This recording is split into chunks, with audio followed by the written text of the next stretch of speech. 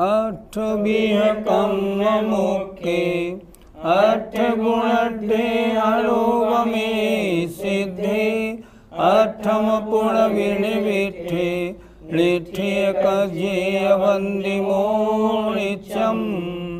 पंच परमेष्ठी भगवान की जय। आज दो गाथाएं होनी हैं। पृष्ठ 81 पर गाथा 85 और 86। कुंद कुंद का कुंदन। दोनों गाथाएं बड़ी विचित्र हैं। पहली गाथा में जो अभी पहले होगी उसमें कहा गया है प्रतिक्रमण करना, निवृत्ति करना, गर्हा करना, निंदा करना ये विषकुंभ है, और इनको नहीं करना ये अमृत कुंभ है। बड़ी विचित्र बात है, समझ में नहीं आया। मुनि महाराजों को तो ये कहा गया है प्रतिक्रमण करो, दिन भर में होने वाले पापों की निंदा करो, निवृत्ति करो, शुद्धि करो, प्रायश्चित्त लो, ये तुम्हारे चारित्र की शोभा है। और यहाँ कह रहे हैं नहीं नहीं ये विषकुंभ है, और प्रतिक्रमण नहीं करना, प्रतिसरण नहीं करना, विशुद्धि नहीं करना, निंदा नहीं करना ये अमृत कुंभ है। ऐसा क्यों किया? ऐसा आचार्य कुंद कुंद महाराज ने क्यों लिखा? इसका एक मुख्य कारण, जो मुनि महाराज शुभोपयोग में नहीं शुद्धोपयोग में है, और शुद्धोपयोग में होने पर अगर वे प्रतिक्रमण करने की, निंदा करने की, गर्हा करने की सोचते हैं या क्रिया करते हैं तो उनका वह कार्य विषकुंभ है। विषकुंभ क्यों है? शुद्धोपयोग से नीचे उतरने की बात क्यों की जाए? क्योंकि प्रतिक्रमण करना, निंदा करना, गर्हा करना, शुद्धि करना, प्रायश्चित्त लेना यह शुभोपयोग का काम है। हे मुनि, तुम शुद्धोपयोग से शुभोपयोग में आ रहे हो तो ये क्रियाएं करने के लिए तो ये क्रियाएं विषकुंभ हैं, और तुम शुद्धोपयोग में बिल्कुल लीन हो, आत्मा में दत्त चित्त हो, और तुम प्रतिक्रमण वगैरह कुछ भी नहीं कर रहे हो तो वह अमृत कुंभ है। और बात ठीक भी है, शुद्धोपयोग से शुभोपयोग में आना तो विषकुंभ हुआ, और शुद्धोपयोग में रहना और क्रियाओं को छोड़ देना ये अमृत कुंभ हुआ। आइए आज की ये दो गाथाएं अच्छी तरह समझते हैं। परिकमणं परिसरणं परिहरणं धारणानियतीय निंदा गरुहा सोहि अष्टविहो दिविष कुंभो।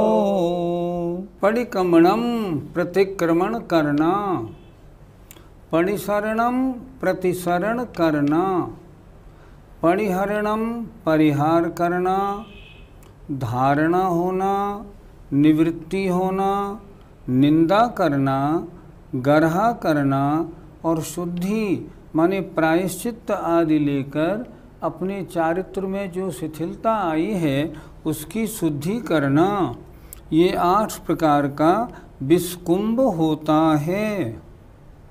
अर्थात ये 8 कार्य जो हैं ये विषकुंभ हैं। प्रश्न, विषकुंभ क्यों? जैसा मैंने पहले समझाया, अगर कोई शुद्धोपयोगी मुनि महाराज इन क्रियाओं में लगते हैं, प्रायश्चित्त लेते हैं, निंदा करते हैं, गर्हा करते हैं, निवृत्ति करते हैं, प्रतिक्रमण करते हैं, शुद्धोपयोग को छोड़कर अगर इन कार्यों में लगते हैं तो शुद्धोपयोग से शुभोपयोग में आने के कारण ये विषकुंभ हुए। शुद्धोपयोगी इन कार्यों को नहीं करता, वो तो अपने आत्मा में लीन रहता है। फिर देखें एक बार, प्रतिक्रमण करना, प्रतिसरण करना, परिहार, धारणा, निवृत्ति, निंदा, गर्हा और शुद्धि, ये 8 प्रकार का विषकुंभ होता है। आइए अब एक एक शब्द की परिभाषा समझते हैं। पंडित जी, प्रतिक्रमण क्या होता है? अपने व्रतों में लगे गए दोषों की शुद्धि के लिए उनका निराकरण करना, इसका नाम है प्रतिक्रमण। जितने भी श्रावक व्रती होते हैं, मुनि महाराज होते हैं, वो नित्य प्रतिक्रमण करते हैं। उनका प्रतिक्रमण सुबह, दोपहर, शाम 3 टाइम उन्हें करना होता है। रात भर में जो दोष लगे हों उनका प्रतिक्रमण सुबह, दिन में लगे हों दोपहर को, भोजन संबंधी लगे हों तो, और दिन में लगे हों तो शाम को, और बाकी रात में जो लगे उनका अगले दिन सुबह। ये प्रतिक्रमण का मतलब होता है मेरे व्रतों में भगवान जो दोष लगे हों वे मेरे दोष मिथ्या हों, इसका नाम होता है प्रतिक्रमण। पंडित जी, प्रतिसरण क्या होता है? जो किताबें हमने आपको भिजवाई हैं उनमें इन शब्दों की परिभाषाएं दी हुई हैं, मैं आपको वही पढ़ा रहा हूँ। प्रतिसरण का मतलब होता है सम्यक्त्वादि गुणों में प्रवृत्ति होना, वैयावृत्ति में प्रवृत्ति होना, उपवास आदि में प्रवृत्ति होना, इसका नाम है प्रतिसरण। जब मुनि महाराज शुभोपयोग में होते हैं तब इन कार्यों में लगे होते हैं। पंडित जी, परिहरण शब्द से हमें क्या समझना चाहिए? परिहरण का अर्थ होता है परिहार। परिहार माने दूर करना। किनको दूर करना? अगर मान लो मिथ्यात्व संबंधी या सम्यक्त में लगने वाला कोई दोष लग गया हो, या चित्त में किसी के प्रति राग द्वेष वाली भावना बन गई हो, उन भावनाओं को अपने से दूर करना, इसका नाम परिहरण माने परिहार है। परिहार माने उनको छोड़ना। किनको? इन गलत कार्यों को छोड़ना। पंडित जी, धारणा क्या होती है? अपने मन की एकाग्रता के लिए पंच नमस्कार मंत्र या अन्य मंत्रों का उच्चारण करना, उनका चिंतन करना, या मन की एकाग्रता के लिए कुंडलपुर के बड़े बाबा, कोटा के भगवान आदिनाथ, ऐसे मूर्तियों का चिंतन करना, इसका नाम है धारणा। पंडित जी, निवृत्ति से क्या तात्पर्य है? निवृत्ति कहते हैं दूर करना, निपटाना, हटाना। अर्थात पंचेंद्रियों के विषय कषाय आदि में अगर कभी मन चला गया हो तो उस मन को वहाँ से हटाना, उस चिंतन को अपने मन से निकालना। ये चिंतन अहितकारी है, मेरे मन से हटे, ऐसा सोचना, इसका नाम है निवृत्ति। निवृत्ति माने दूर करना। पंडित जी, निंदा शब्द से हम क्या समझें? स्वयं से अगर कोई गलत कार्य हो गया हो, किसी के प्रति गलत व्यवहार हो गया हो, किसी से कुछ गलत कह सुन दिया गया हो, तो स्वयं अपने मन में सोचना मैंने ये काम ठीक नहीं किया, मुझे ऐसा नहीं करना था, अगर मैं ऐसा नहीं करता तो क्या बिगड़ जाता। इस प्रकार अपने मन में अपने गलत कार्यों की समीक्षा करना, अपनी गलती स्वीकार करना, इसका नाम निंदा है। पंडित जी, गर्हा शब्द से क्या तात्पर्य है? अपने गुरु के सामने अपने से जो व्रतों में दोष लगे हैं उनको स्पष्ट कह देना। भगवान, आज मैं आहार पर गया था, मेरे मन में ऐसे गलत विचार आ गए, आज मैंने उसके साथ में ऐसा गलत व्यवहार कर लिया। ऐसा गुरु के सामने अपने शुद्ध मन से अपनी गलती को प्रकट करना, इसका नाम गर्हा है। पंडित जी, शुद्धि किसे कहते हैं? स्वयं से कोई गलत कार्य बन गया हो, गुरु के पास जाकर अपना दोष कहना और उनसे निवेदन करना, हे गुरुदेव मुझे इसका प्रायश्चित्त दें ताकि मेरा ये गलत कार्य से लगा हुआ पाप जो है धुल जाए। इसे कहते हैं शुद्धि। लगे हुए पाप को धोने के लिए प्रायश्चित्त स्वीकार करना और प्रसन्न चित्त से उस प्रायश्चित्त को करना, इसका नाम शुद्धि है। पंडित जी, क्या सभी मुनिराज इन 8 कार्यों के लिए करते रहते हैं? मुनिराजों के पास तो महाव्रत होते हैं। महाव्रतों का स्वरूप बहुत महान, बहुत उच्च कोटि का होता है और उनमें दोष तो लगते ही रहते हैं और दोष निरंतर लगते हैं। और ये प्रतिक्रमण और शुद्धि और निवृत्ति और निंदा और गर्हा, ये भी निरंतर होते ही रहते हैं। जनसंपर्क होने के कारण बहुत से ऐसे प्रसंग आ जाते हैं जब उन मुनि महाराज से कोई गलत कार्य हो जाता है, किसी से कोई कड़ा शब्द कह दिया तो उसमें उनके मन में निंदा अपने आप होती है, नहीं नहीं मुझे ऐसा नहीं कहना था। तो ये 8 कार्य तो मुनि महाराज के जीवन में निरंतर चलते रहते हैं। जिस समय जिस कार्य की आवश्यकता हो उस समय वो करते हैं। अब मुनिराज की बात छोड़ो, जो श्रावक होते हैं प्रतिक्रमण और निंदा आदि तो श्रावकों को भी रोज करनी होती है। हे भगवान, मेरे से ये गलत कार्य हो गया। हम जो सामायिक पाठ बोलते हैं उसमें भी विमुक्ति मार्ग प्रतिकूल वर्तेना मया कषायाक्ष वशेन दुर्धिया चारित्र शुद्धिर्यदकारी लोपनम प्रतिक्रमम तस्य करोमि शुद्धये। हे भगवान, मैं पापी हूँ, मोक्ष मार्ग के विपरीत प्रवृत्ति कर बैठता हूँ। मैंने कषाय या इंद्रियों के बस में होकर के अगर चारित्र की शुद्धि में कोई कमियां की हों भगवान, तो वे मेरे दोष मिथ्या हों। ये तो हम श्रावकों को भी करना पड़ता है। देखो, जो क्रिया करेगा उससे गलती तो होगी, और गलती होगी तो उनका प्रतिक्रमण या प्रत्याख्यान या प्रायश्चित करना ही करना होता है। इसलिए ये प्रतिक्रमण वगैरह श्रावक भी करता है और मुनि भी करता है। यहाँ तो चर्चा मुनि महाराज की है, और मुनि महाराज के व्रतों में निरंतर छोटे बड़े दोष लगते रहते हैं, और वो उन दोषों के संबंध में प्रतिक्रमण, निंदा, गराह आदि करते रहते हैं।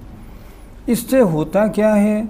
इससे ये होता है कि उनको जो चारित्र में कमी होने के कारण जो पाप लगता है वह पाप नष्ट हो जाता है, वह पाप हल्का पड़ जाता है, चित्त की शुद्धि हो जाती है, पाप आत्मा से दूर हो जाता है।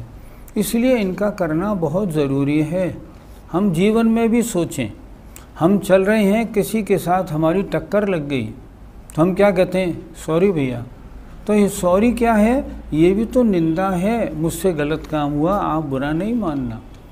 तो जो महान व्रतों को करते हैं या जो श्रावक व्रतों को करते हैं उनके भी प्रतिक्रमण आदि हो ही जाते हैं। पंडित जी, प्रतिक्रमण आदि करना मुनि के लिए अच्छा है या बुरा? मुनि महाराज 2 प्रकार के होते हैं।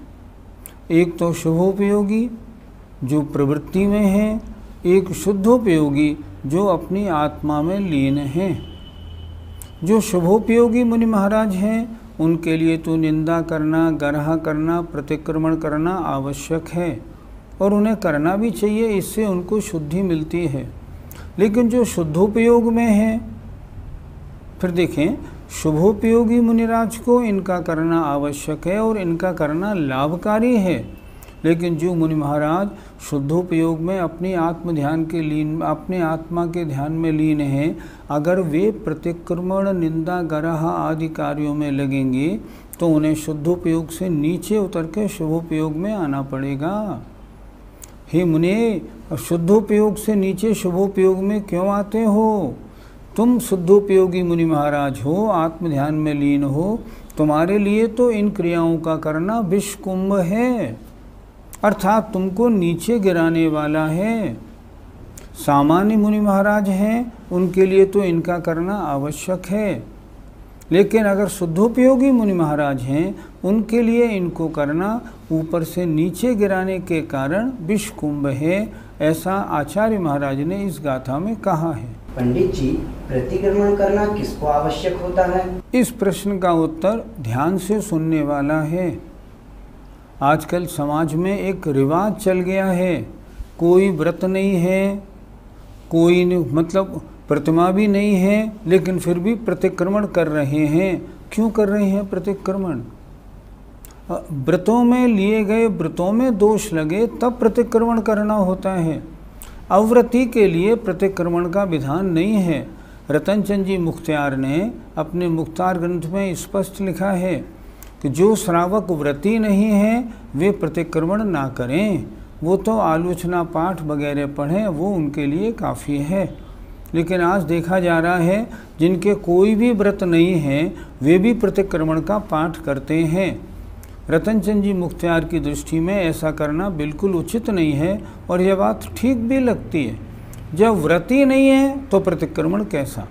इसलिए व्रत हो तो प्रतिक्रमण करना अति आवश्यक है। अभी चर्चा हुई उन महाराजों की, उन मुनिराजों की जो शुद्धोपयोग में हैं। उनसे कहा गया कि अगर प्रतिक्रमण, प्रतिसरण, धारणा, निवृत्ति, निंदा, गर्हा आदि कार्य करते हो तो विषकुंभ है, तुमको ऊपर से नीचे लाने वाला है। और आगे अगली गाथा में बता रहे हैं, अगर तुम इन कार्यों को नहीं करते हो तो अमृत कुंभ है। क्या मतलब? शुद्धोपयोग में लगे हो, शुद्ध आत्मचिंतन में लगे हो, इसी में लगे रहो।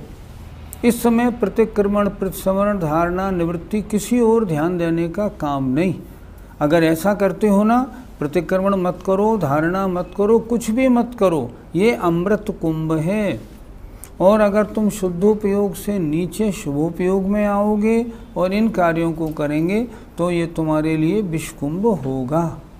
आइए गाथा नंबर 86 देखते हैं, पृष्ठ 81 पे। अपरिक्रमणम अपरिसरणम अपरिहारो अधारणा चैव अणयति अणिंदा गरुहा सोहि अमय कुंभो। अपरिक्रमणम प्रतिक्रमण नहीं करना, अपरिसरणम प्रतिसरण नहीं करना, अपरिहारो परिहार नहीं करना, अधारणा धारणा नहीं करना, और भी निवृत्ति नहीं करना, निंदा नहीं करना। और गरुहा के आगे ये आ लगा हुआ है, तो गरुहा नहीं करना और शुद्धि नहीं करना, ये अमृत कुंभ हैं। क्या लिख रहे हैं आचार्य कुंद महाराज? तुम शुद्धोपयोग में हो हे मुनि महाराज, अगर तुम इन कार्यों को नहीं करते हो तो तुम्हारे लिए अमृत कुंभ है। इसलिए और तरफ ध्यान मत दो। प्रतिक्रमण, प्रतिसरण, धारणा कुछ नहीं करना, आत्मा में लीन रहना है। और प्रतिक्रमण वगैरह नहीं करना, ये तुम्हारे लिए अमृत कुंभ है। अगर तुम शुद्धोपयोग छोड़ के और प्रतिक्रमण में लगते हो तो विषकुंभ हो जाएगा। फिर एक बार देखें, प्रतिक्रमण नहीं करना, प्रतिसरण नहीं करना, परिहार नहीं करना, धारणा नहीं करना, निवृत्ति नहीं करना, निंदा नहीं करना, गर्हा नहीं करना और शुद्धि नहीं करना, ये शुद्धोपयोगी मुनि महाराज के लिए अमृत कुंभ है। पंडित जी, अगर कोई मुनिराज इस गाथा को पढ़कर प्रतिक्रमण करना छोड़ दे तो? तब तो वे मुनिपने से ही दूर हो जाएंगे। हमेशा जो कथन शास्त्रों में दिया है, पहले उसकी अपेक्षा तो समझें। शास्त्रों में लिखा है मुनि महाराज अष्टद्रव्य से पूजा नहीं करते, उन्हें नहीं करनी चाहिए। और श्रावक ये कहे मुनि महाराज नहीं करते तो हम भी नहीं करेंगे, ये तो बहुत दिक्कत हो जाएगी, श्रावक का पतन हो जाएगा। उसी तरह प्रतिक्रमण नहीं करना किस साधु के लिए लिखा है? जो शुद्धोपयोग में है। और जो मुनि महाराज प्रवृत्ति में लगे हुए हैं, सारे कार्यकलाप करने में उनके द्वारा दोष हो रहे हैं, उनके चारित्र में कमियां आ रही हैं, और फिर भी अगर वो प्रतिक्रमण नहीं करेंगे तो उनका चारित्र तो अशुद्ध सदोष हो जाएगा, उसमें चारित्र में कमी हो जाएगी। इसलिए नहीं, अगर कोई मुनिराज ऐसा करना छोड़ देते हैं तो फिर उनके चारित्र में दोष लगेगा, अतिचार और अनाचार हो जाएगा, चारित्र ही समाप्त हो जाएगा। लेकिन शुद्धोपयोगी अगर करेंगे तो उनको शुद्धोपयोग से नीचे आने में दोष लगेगा। अभिप्राय समझकर हमें अपना कार्य करना चाहिए। पंडित जी, कुछ लोगों का कहना है कि ये दोनों गाथाएं आचार्य कुंद भगवंत की नहीं है, क्या ऐसा कहना सही है? दिल्ली के एक महानुभाव हमें भी मिले थे और उन्होंने हमें बताया था कि समय सार की सबसे प्राचीन प्रति मूढ़बद्री में प्राचीन कन्नड़ भाषा में ताड़पत्रों पर लिखी हुई है। उन्होंने मुझे बताया कि मैं वहाँ गया और मैंने बहुत मेहनत करके उन ताड़पत्रीय जो समय सार था उसकी मैंने संस्कृत और हिंदी और प्राकृत में रूपांतर कराया। जब रूपांतर मैंने कराया तो मैंने उसमें देखा ये दोनों गाथाएं उसमें नहीं थी। इसलिए उन सज्जन का कहना है कि ये दोनों गाथाएं ओरिजिनल आचार्य कुंद कुंद महाराज की नहीं है। असलियत क्या है ये तो मैं नहीं कह सकता, लेकिन उन्होंने अपना जो समयसार छापा है उसमें ये दोनों गाथाएं नहीं दी हैं, क्योंकि जब कन्नड़ वाली मूल ताड़पत्री प्रति में ये नहीं है तो फिर इनको मैं क्यों दूं? उनके समयसार जी में ये दोनों गाथाएं नहीं। पंडित जी, तो फिर हम क्या इन दोनों गाथाओं को प्रक्षिप्त या गलत माने? वास्तविकता क्या है ये तो कोई नहीं बता सकता, ये तो आचार्य कुंद कुंद महाराज ही जाने कि ये एडिड हैं या नहीं हैं, हमें क्या मालूम। लेकिन अगर मान लो इन दोनों गाथाओं को यहाँ रखा जाता है और इन दोनों गाथाओं का जैसे अर्थ लगाया जा रहा है, अगर उस प्रकार अर्थ लगाया जाता है तो इससे कोई आशय तो गलत नहीं होता, अर्थ तो ठीक बैठता है। अर्थात प्रतिक्रमण आदि शुभोपयोग मुनि को करना ज़रूरी है, शुद्धोपयोगी को करना नहीं। अगर शुभोपयोगी मुनि महाराज प्रतिक्रमण आदि नहीं करते हैं तो प्रतिक्रमण नहीं करना विषकुंभ है, और शुद्धोपयोगी मुनि महाराज अगर प्रतिक्रमण आदि करते हैं तो वह उनके लिए विषकुंभ है। गाथा से अर्थ तो ऐसा निकलता है जिससे समझने में कोई दिक्कत नहीं आती। वास्तविकता क्या है ये हम नहीं बता सकते। खैर ऐसा तो बहुत बार होता है कि पांडुलिपि बनाने आदि में कुछ गाथाएं एडेड हो जाती हैं, कुछ नहीं होती। जैसे तिलोय पर्णत्ति नामक ग्रंथ में 8000 गाथाएं आचार्य लिख रहे हैं, जबकि देखा जाए तो 9000 से ज़्यादा गाथाएं हैं। अब इतनी गाथा कैसे आई कौन जाने, ये हमारे ज्ञान का विषय नहीं। लेकिन यहाँ इन दोनों गाथाओं का अभिप्राय ठीक बैठता है, अतः इनको गलत मानना मुझे ठीक नहीं लगता, सही है, अभिप्राय इनका ठीक मानना चाहिए। जय जिनेंद्र।